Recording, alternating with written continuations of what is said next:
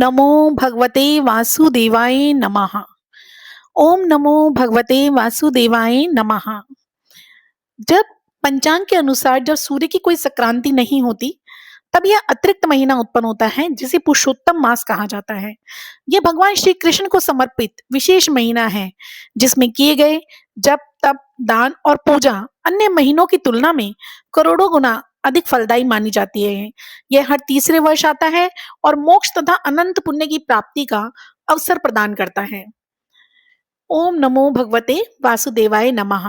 इस मास में मंत्र जप, ध्यान और तपस्या से अनंत पुण्य की प्राप्ति होती है। इस महीने में तुलसी अर्चना, दीपदान, वस्त्रदान और श्रीमद् भागवत कथा का श्रवण करने का विशेष महत्व है। इस मास में मांगलिक कार्य जैसे कि विवाह, गृह प्रवेश आदि वर्जित माने जाते हैं। इस मास में श्री राधा कृष्ण की विशेष पूजा करनी चाहिए। धार्मिक तीर्थों पर स्नान करने से मोक्ष और अनंत पुण्य की प्राप्ति होती है। अन्य महीनों की तुलना में यह मास करोड़ों गुना अधिक फलदायी होता है। इस मास में किया गया 1 रुपया दान भी 100 गुना फल देता है। पुरुषोत्तम मास को भक्तों का प्रिय महीना कहा जाता है, क्योंकि इसमें कर्मकांड की बाधाएं नहीं होती और केवल भक्ति का महत्व होता है। यह भगवान श्री कृष्ण को समर्पित है और इसे मोक्ष प्रदायक मास भी कहा जाता है। ओम नमो भगवते वासुदेवाय नमः। पुरुषोत्तम मास के 27वें अध्याय की कथा इस प्रकार है। श्री नारायण बोले, वाल्मीकि के इस वचन को सुनकर राजा धृष्टद्युम्न ने सपत्नीक भक्ति पूर्वक महर्षि को प्रणाम किया और पूर्ण श्रद्धा एवं आनंद के साथ मुनि की पूजा की। पूजा को अंगीकार करके मुनि ने आशीर्वचन दिया कि राजा तुम्हारा कल्याण होगा। मैं पाप नाशिनी सरयू की ओर प्रस्थान करता हूँ। मुनि श्रेष्ठ वाल्मीकि इतना कहकर चल दिए। राजा वाल्मीकि जी को सीमा तक पहुंचाकर अपने महल में वापस आ गए। महाराज दशरथवा को महर्षि वाल्मीकि की कृपा से ज्ञान प्राप्त हो चुका था, अतः वह अपनी पत्नी से बोले, हे सुंदरी, यह संसार असार है। गंधर्व नगर के समान ही इस शरीर में भी राग, द्वेष आदि 6 शत्रुओं का निवास है। कृमि, विष्ठा, वात, कफ, मूत्र आदि सहित भस्म होने वाले इस देह में क्या रखा है? मैं भगवान की भक्ति और मोक्ष प्राप्त करने हेतु वन गमन करूंगा और वहीं भगवान पुरुषोत्तम का स्मरण भी करूंगा। पति के ऐसे वचन सुनकर वह पतिव्रता साध्वी और गुण सुंदरी रानी विनय पूर्वक हाथ जोड़कर बोली, हे भूपति, आपके साथ मैं भी चलती हूँ। पतिव्रती स्त्री का देवता उसका पति होता है, अतः मैं भी आपके साथ ही रहूंगी।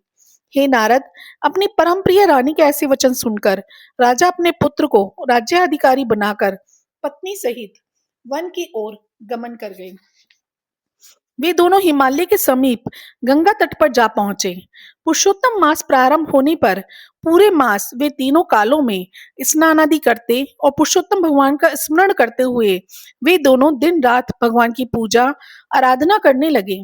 इस प्रकार स्नान, व्रत और पूजा करते हुए उन्होंने पूरा पुरुषोत्तम मास बिता दिया।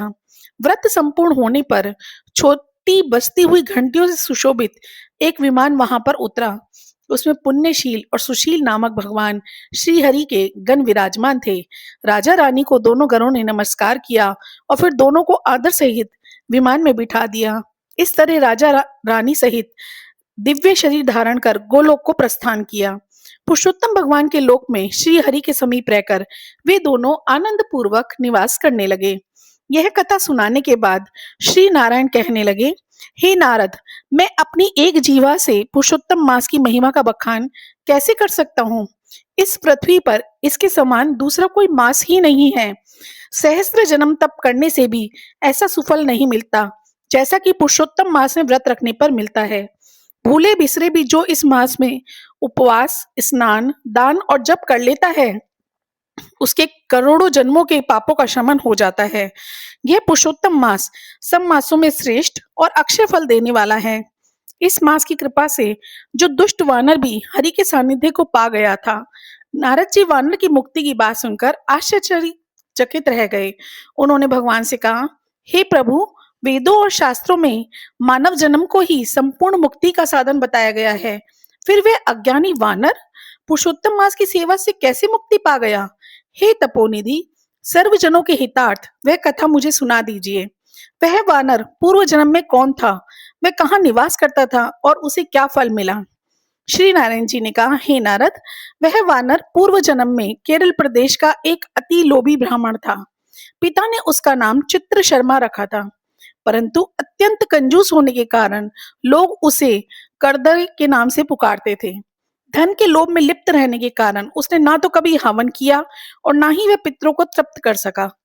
यश के निमित्त भी उसने कभी कुछ पुण्य आदि नहीं किया। स्त्री पुत्रादि का भी उसने उचित ढंग से पालन नहीं किया। इस तरह वह सभी पर अन्याय और अत्याचार करता हुआ केवल धन संचय में लगा रहा। माघ मास में उसने तिलों तक का दान नहीं किया। कार्तिक में दीपदान तथा ब्राह्मणों को भोजन कराना चाहिए, वह भी उसने नहीं किया।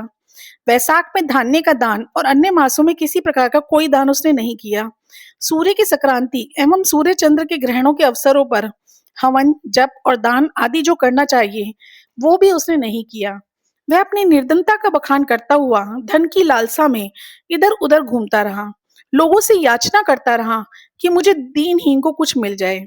उस पर पर्याप्त धन था, परंतु हर समय धन की तृष्णा में लगे रहने के कारण वह बहुत ही कृशकाय हो गया था। लोग उसे पास भी खड़ा नहीं होने देते थे, उसको दुत्कारते और धिक्कारते थे, परंतु वह सबसे याचना करता हुआ यहाँ वहां घूमा करता।